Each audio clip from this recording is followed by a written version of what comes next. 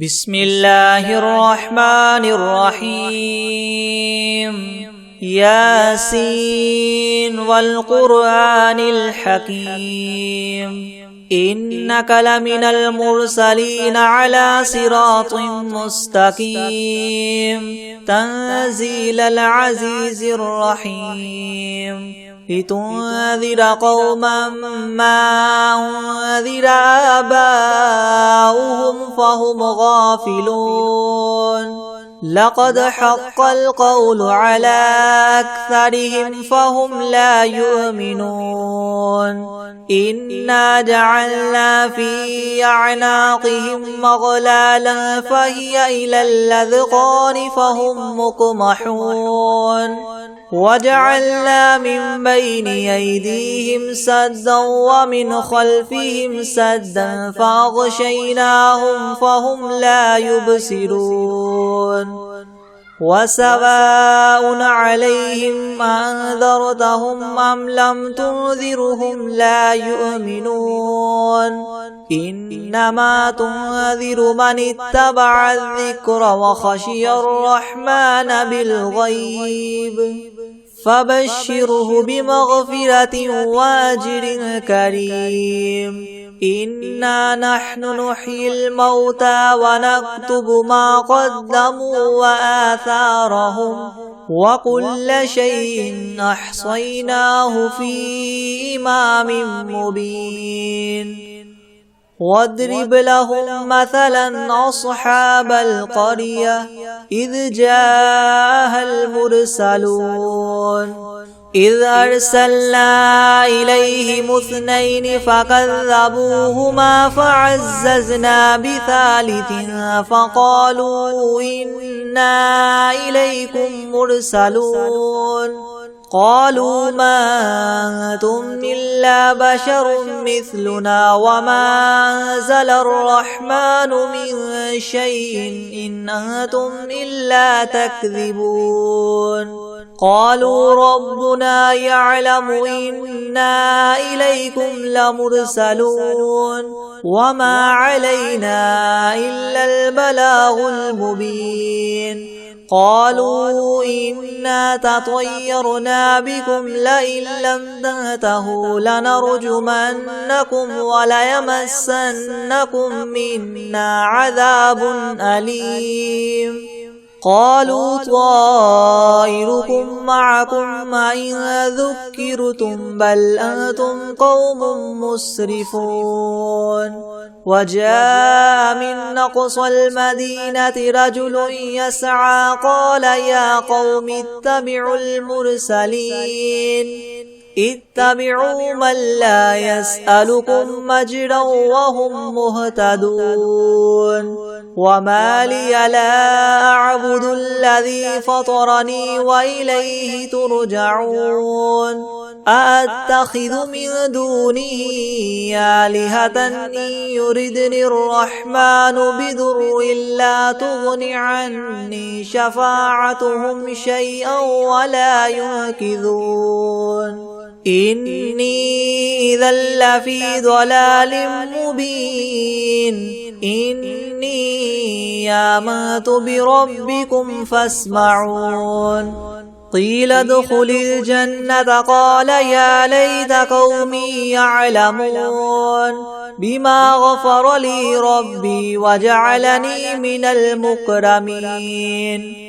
وما أنزلنا على قومه من بعده من جند من السماء وما كنا منزلين إن كانت إلا صيحة واحدة فإذا هم خامدون يا حسرة على العباد ما يأتيهم من رسول إلا كانوا به يستهزئون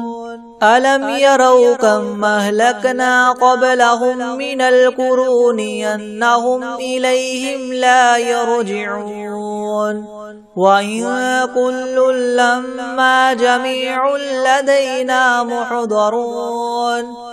وآية لهم الأرض الميتة وأحييناها وأخرجنا منها حبا فمنه يأكلون وجعلنا فيها جنات من نخيل وأعناب وفجرنا فيها من العيون ليأكلوا من ثمره وما عملته أيديهم أفلا يشكرون سبحان الذي خلق الأزواج كلها مما تنبت الأرض ومن أنفسهم ومما لا يعلمون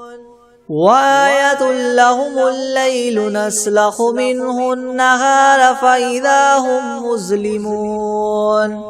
والشمس تجري لمستقر لها ذلك تقدير العزيز العليم والقمر قدرناه منازل حتى عاد كالعرجون القديم لا الشمس ينبغي لها أن تدرك القمر ولا الليل سابق النهار وكل في فلك يسبحون وآية لهم أنا حملنا ذريتهم في الفلك المشحون وخلقنا لهم من مثله ما يركبون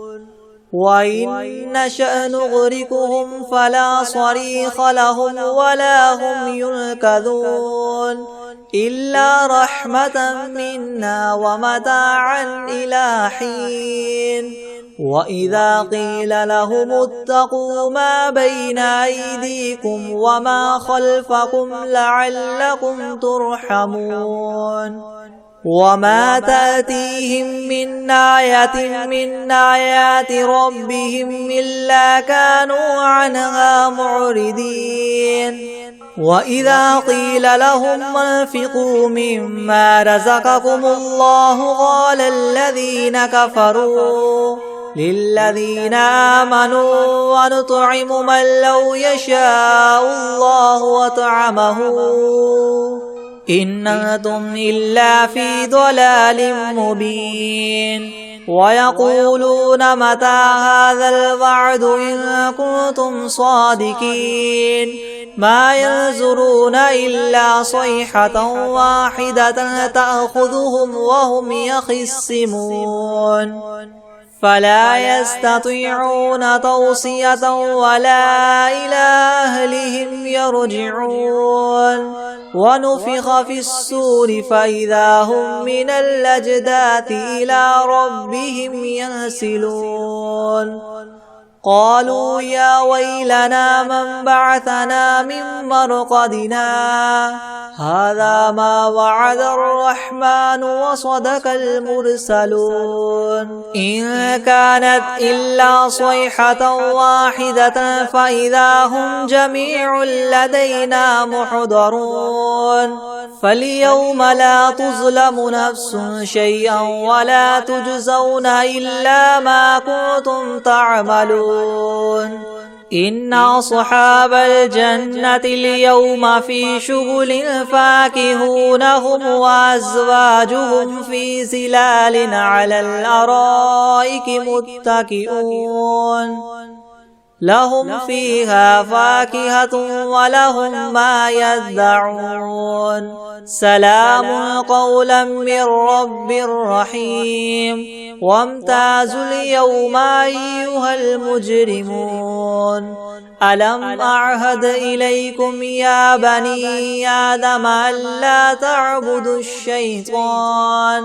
إنه لكم عدو مبين وأن اعبدوني هذا صراط مستقيم ولقد أضل منكم جبلا كثيرا أفلم تكونوا تعقلون هذه جهنم التي كنتم توعدون اصلوها اليوم بما كنتم تكفرون اليوم نختم على أفواههم وتكلمنا أيديهم وتشهد أرجلهم بما كانوا يكسبون ولو نشاء لطمسنا على أعينهم فاستبقوا الصراط فأنى يبصرون ولو نشاء لمسخناهم على مكانتهم فما استطاعوا مضيا ولا يرجعون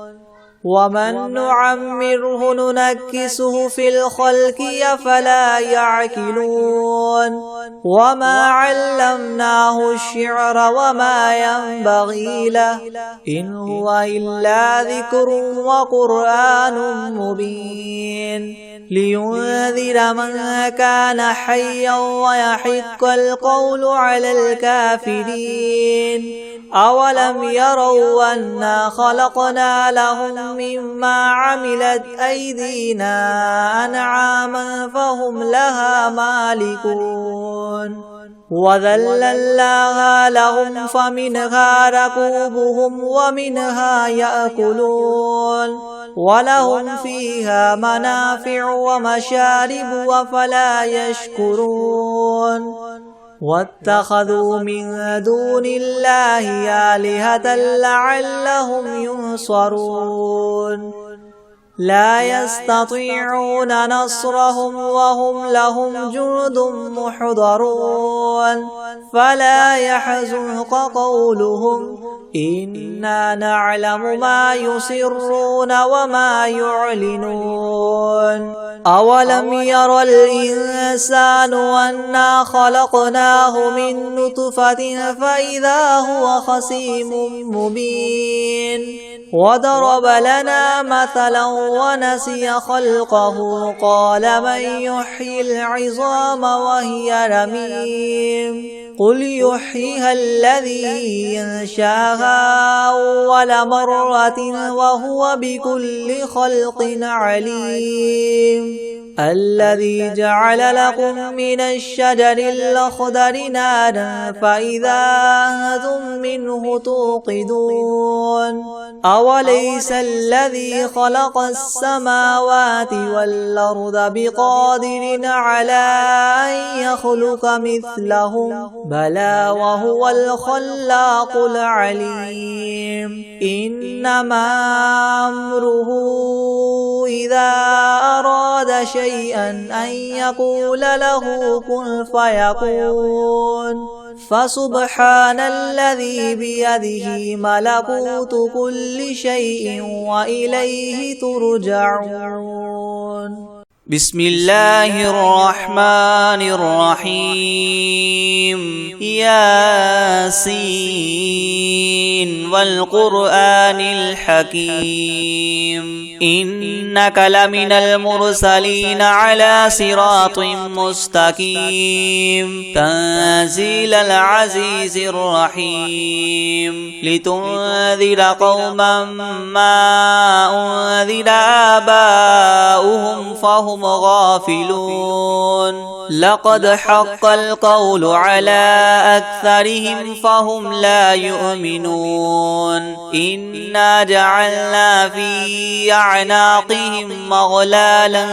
فهي إلى الأذقان فهم مقمحون وجعلنا من بين أيديهم سدا ومن خلفهم سدا فأغشيناهم فهم لا يبصرون وسواء عليهم أنذرتهم أم لم تنذرهم لا يؤمنون إنما تنذر من اتبع الذكر وخشي الرحمن بالغيب فبشره بمغفرة وأجر كريم إنا نحن نحيي الموتى ونكتب ما قدموا وآثارهم أعمارهم وكل شيء أحصيناه في إمام مبين واضرب لهم مثلا أصحاب القرية إذ جاءها المرسلون إذ أرسلنا إليهم اثنين فكذبوهما فعززنا بثالث فقالوا إنا إليكم مرسلون قالوا ما أنتم إلا بشر مثلنا وما أنزل الرحمن من شيء إن أنتم إلا تكذبون قالوا ربنا يعلم إنا إليكم لمرسلون وما علينا إلا البلاغ المبين قالوا إنا تطيرنا بكم لئن لم تنتهوا لنرجمنكم وليمسنكم منا عذاب أليم قالوا طائركم معكم أئن ذكرتم بل أنتم قوم مسرفون وجاء من أقصى المدينة رجل يسعى قال يا قوم اتبعوا المرسلين اتبعوا من لا يسألكم أجرا وهم مهتدون وما لي لا أعبد الذي فطرني وإليه ترجعون أأتخذ من دونه آلهة إن يردني الرحمن بدر لا تغن عني شفاعتهم شيئا ولا ينقذون إني إذا لفي ضلال مبين إني آمنت بربكم فاسمعون قيل ادخل الجنة قال يا ليت قومي يعلمون بما غفر لي ربي وجعلني من المكرمين وما أنزلنا على قومه من بعده من جند من السماء وما كنا منزلين إن كانت إلا صيحة واحدة فإذا هم خامدون يا حسرة على العباد ما يأتيهم من رسول إلا كانوا به يستهزئون ألم يروا كم أهلكنا قبلهم من القرون أنهم إليهم لا يرجعون وإن كل لما جميع لدينا محضرون وآية لهم الأرض الميتة وأحييناها وأخرجنا منها حبا فمنه يأكلون وجعلنا فيها جنات من نخيل وأعناب وفجرنا فيها من العيون ليأكلوا من ثمره وما عملته أيديهم أفلا يشكرون سبحان الذي خلق الأزواج كلها مما تنبت الأرض ومن أنفسهم ومما لا يعلمون وآية لهم الليل نسلخ منه النهار فإذا هم مظلمون والشمس تجري لمستقر لها ذلك تقدير العزيز العليم والقمر قدرناه منازل حتى عاد كالعرجون القديم لا الشمس ينبغي لها أن تدرك القمر ولا الليل سابق النهار وكل في فلك يسبحون وآية لهم أنا حملنا ذريتهم في الفلك المشحون وخلقنا لهم من مثله ما يركبون وإن نشأ نغرقهم فلا صريخ لهم ولا هم ينقذون إلا رحمة منا ومتاعا إلى حين وإذا قيل لهم اتقوا ما بين أيديكم وما خلفكم لعلكم ترحمون وما تأتيهم من آية من آيات ربهم إلا كانوا عنها معرضين وإذا قيل لهم انفقوا مما رزقكم الله قال الذين كفروا للذين آمنوا أنطعم من لو يشاء الله وطعمه إن أنتم إلا في ضلال مبين ويقولون متى هذا الوعد إن كنتم صادقين ما ينظرون إلا صيحة واحدة تأخذهم وهم يخصمون فلا يستطيعون توصية ولا إلى أهلهم يرجعون ونفخ في الصور فإذا هم من الأجداث إلى ربهم ينسلون قالوا يا ويلنا من بعثنا من مرقدنا هذا ما وعد الرحمن وصدق المرسلون إن كانت إلا صيحة واحدة فإذا هم جميع لدينا محضرون فاليوم لا تظلم نفس شيئا ولا تجزون إلا ما كنتم تعملون إن أصحاب الجنة اليوم في شغل فاكهون هم وأزواجهم في زلال على الأرائك متكئون لهم فيها فاكهة ولهم ما يدعون سلام قولا من رب رحيم وامتازوا اليوم أيها المجرمون ألم أعهد إليكم يا بني آدم ألا تعبدوا الشيطان إنه لكم عدو مبين وأن اعبدوني هذا صراط مستقيم ولقد أضل منكم جبلا كثيرا فلم تكونوا تعقلون هذه جهنم التي كنتم توعدون اصلوها اليوم بما كنتم اليوم نختم على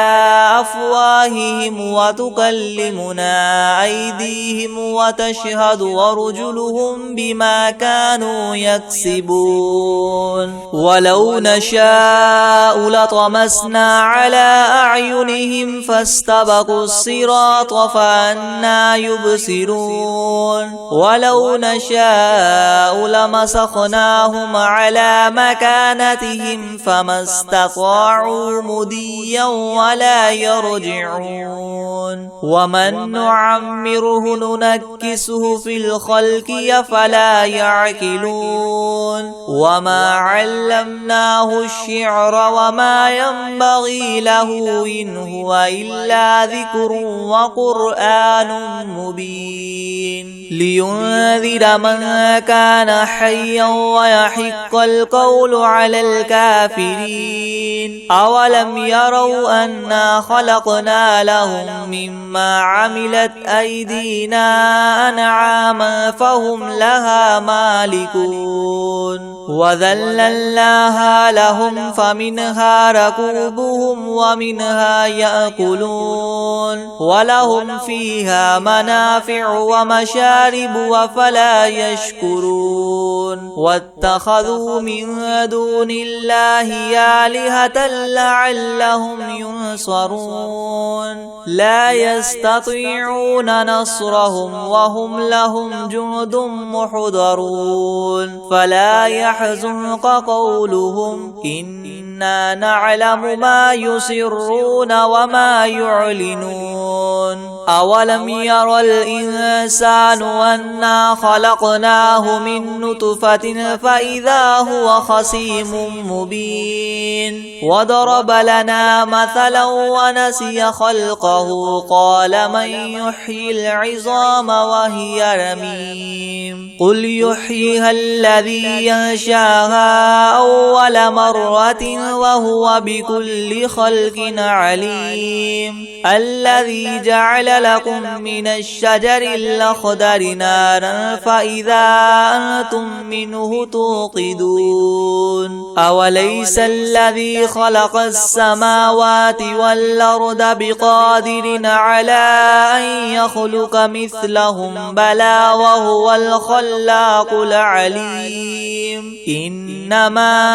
أمره إذا أراد شيئا أن يقول له كن فيكون فسبحان الذي بيده ملكوت كل شيء وإليه ترجعون بسم الله الرحمن الرحيم الرحمن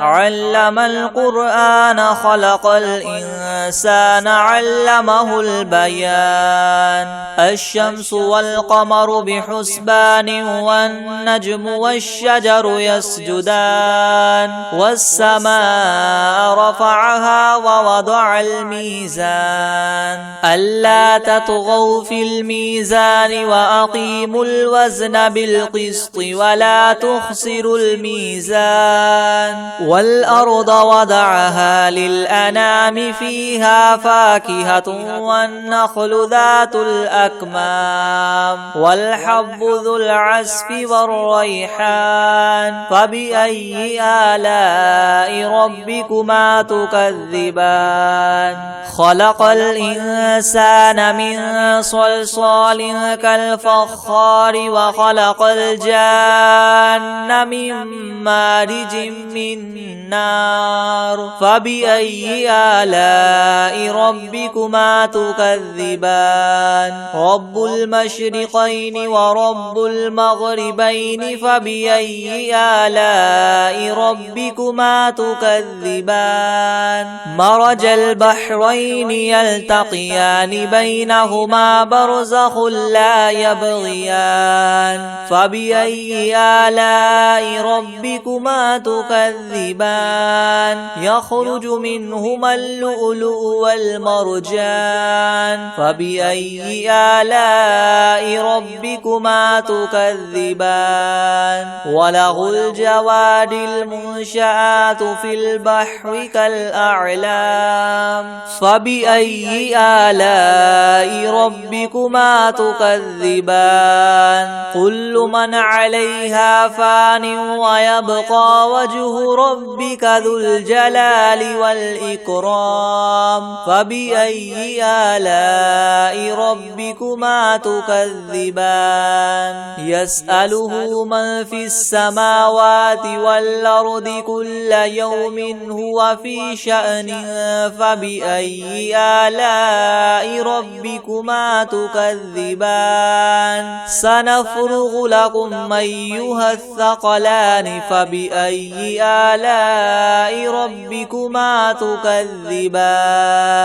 يا معشر الجن والإنس إن استطعتم أن تنفذوا من أقطار السماوات والأرض فانفذوا لا تنفذون إلا بسلطان فبأي آلاء ربكما تكذبان يرسل عليكما شواظ من نار ونحاس فلا تنتصران فبأي آلاء ربكما تكذبان فإذا انشقت السماء فكانت وردة كالدهان فبأي آلاء ربكما تكذبان فيومئذ لا يسأل عن ذنبه إنس ولا جان فبأي آلاء ربكما تكذبان يعرف المجرمون بسيماهم فيؤخذ بالنواصي والأقدام فبأي آلاء ربكما تكذبان هذه جهنم التي يكذب بها المجرمون يطوفون بينها وبين حميم آن فبأي آلاء ربكما تكذبان ولمن خاف مقام ربه جنتان فبأي آلاء ربكما تكذبان ذواتا أفنان فبأي آلاء ربكما تكذبان فيهما عينان تجريان فبأي آلاء ربكما تكذبان فيهما من كل فاكهة زوجان فبأي آلاء ربكما تكذبان متكئين على فرش بطائنها من استبرق وجنى الجنتين دان فبأي آلاء ربكما تكذبان فيهن قاصرات الطرف لم يطمثهن إنس قبلهم ولا جان فبأي آلاء ربكما تكذبان كأنهن الياقوت والمرجان فبأي آلاء ربكما تكذبان هل جزاء الإحسان إلا الإحسان فبأي آلاء ربكما تكذبان ومن دونهما جنتان فبأي آلاء ربكما تكذبان مدهامتان فبأي آلاء ربكما تكذبان فيهما عينان نضاختان فبأي آلاء ربكما تكذبان فيهما فاكهة ونخل ورمان فبأي آلاء ربكما تكذبان فيهن خيرات حسان فبأي آلاء ربكما تكذبان حور مقصورات في الخيام فبأي آلاء ربكما تكذبان لم يطمثهن إنس قبلهم ولا جان فبأي آلاء ربكما تكذبان متكئين على رفرف خضر وعبقري حسان فبأي آلاء ربكما تكذبان تبارك اسم ربك ذي الجلال والإكرام بسم الله الرحمن الرحيم تبارك الذي بيده الملك وهو على كل شيء قدير الذي خلق الموت والحياة ليبلوكم أيكم أحسن عملا وهو العزيز الغفور الذي خلق 7 سماوات طباقا ما ترى في خلق الرحمن من تفاوت فارجع البصر هل ترى من فطور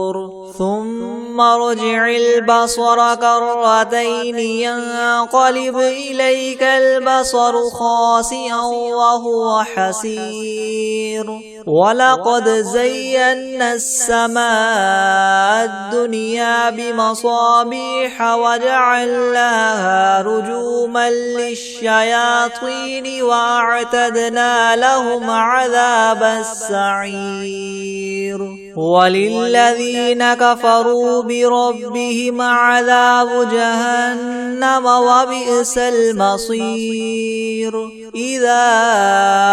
ألقوا فيها سمعوا لها شهيقا وهي تفور تكاد تميز من الغيظ كلما ألقي فيها فوج سألهم خزنتها ألم يأتكم نذير قالوا بلى قد جاءنا نذير فكذبنا وقلنا ما نزل الله من شيء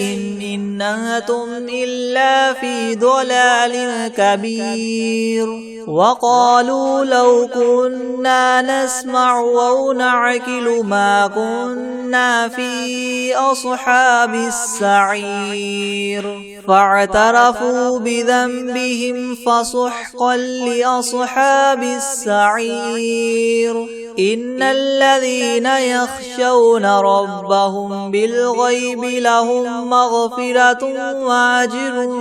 كبير وأسروا قولكم أو اجهروا به إنه عليم بذات الصدور ألا يعلم من خلق وهو اللطيف الخبير هو الذي جعل لكم الأرض ذلولا فامشوا في مناكبها وكلوا من رزقه وإليه النشور أأمنتم من في السماء أن يخسف بكم الأرض فإذا هي تمور أم أمنتم من في السماء أن يرسل عليكم حاصبا فستعلمون كيف نذير ولقد كذب الذين من قبلهم فكيف كان نكيري ولم يروا إلى الطير فوقهم صافات ويقبض ما يمسكهن إلا الرحمن إنه بكل شيء بصير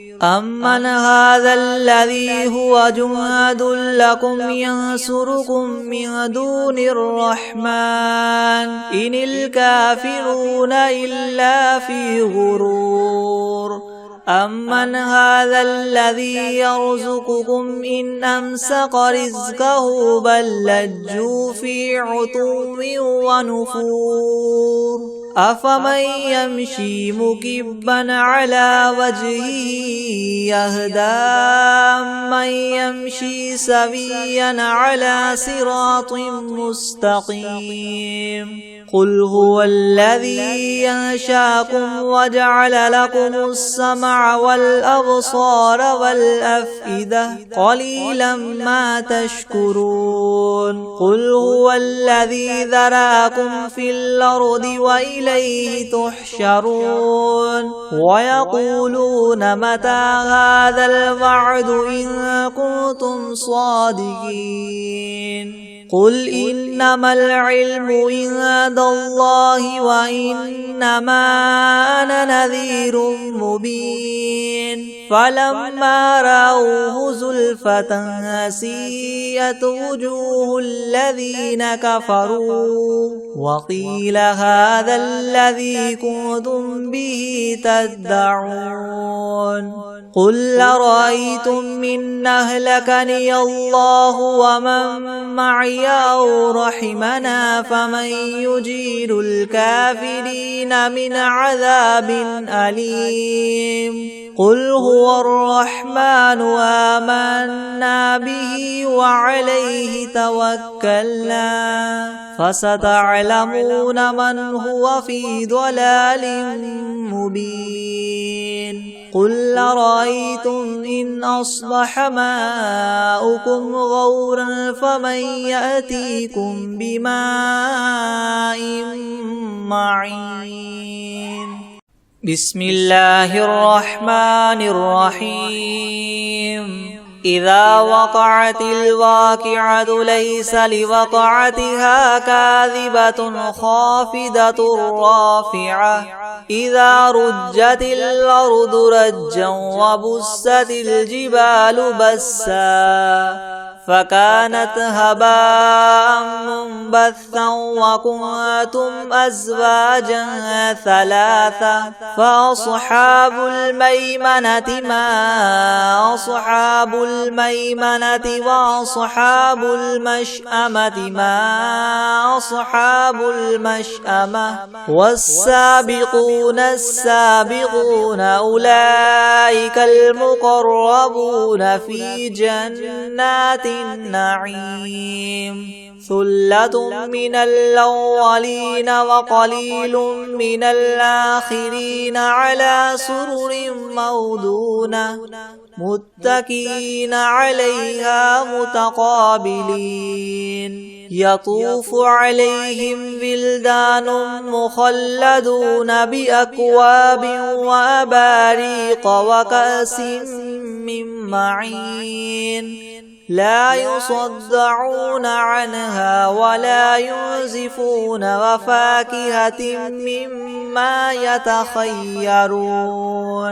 ولحم طير مما يشتهون وحور عين كأمثال اللؤلؤ المكنون جزاء بما كانوا يعملون لا يسمعون فيها لغوا ولا تأثيما إلا قيلا سلاما سلاما وأصحاب اليمين ما أصحاب اليمين في سدر مخضود وطلح منضود وظل ممدود وماء مسكوب وفاكهة كثيرة لا مقطوعة ولا ممنوعة وفرش مرفوعة إنا أنشأناهن إنشاء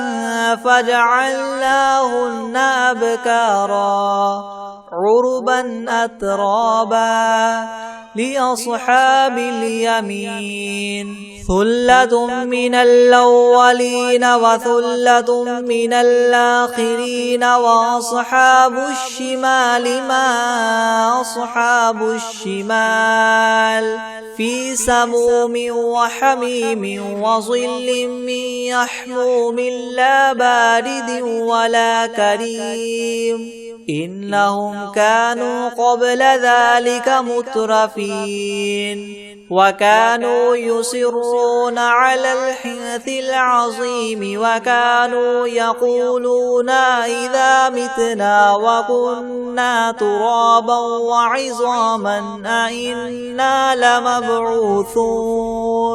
أو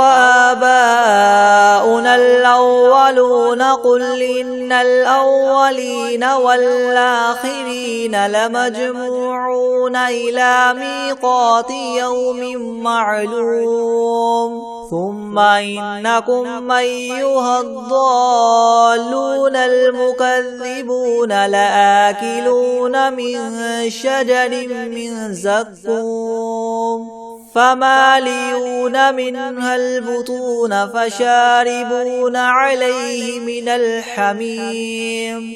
فشاربون شرب الهيم هذا نزلهم يوم الدين نحن خلقناكم فلولا تصدقون أفرأيتم ما تمنون أنتم تخلقونه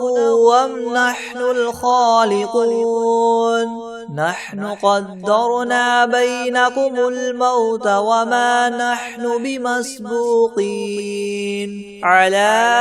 أن نبدل أمثالكم وننشئكم فيما لا تعلمون ولقد علمتم النشأة الأولى فلولا تذكرون أفرأيتم ما تحرثون أأنتم تزرعونه أم نحن الزارعون لو نشاء لجعلناه حطاما فظلتم تفكهون إنا لمغرمون بل نحن محرومون أفرأيتم الماء الذي تشربون أنتم أنزلتموه من المزن أم نحن المنزلون لو نشاء جعلناه أجاجا فلولا تشكرون أفرأيتم النار التي تورون أأنتم أنشأتم شجرتها أم نحن المنشئون نحن جعلناها تذكرة ومتاعا للمقوين فسبح باسم ربك العظيم فلا أقسم بمواقع النجوم وإنه لقسم لو تعلمون عظيم إنه لقرآن كريم في كتاب مكنون لا يمسه إلا المطهرون تنزيل من رب العالمين فبهذا الحديث أنتم مدهنون وتجعلون رزقكم أنكم تكذبون فلولا إذا بلغت الحلقوم وأنتم حينئذ تنظرون ونحن أقرب إليه منكم ولكن لا تبصرون فلولا إن كنتم غير مدينين ترجعونها إن كنتم صادقين فأما إن كان من المقربين فروح وريحان وجنة نعيم وأما إن كان من أصحاب اليمين فسلام لك من أصحاب اليمين وأما إن كان من المكذبين الضالين فنزل من حميم وتصلية جحيم إن هذا لهو حق اليقين فسبح باسم ربك العظيم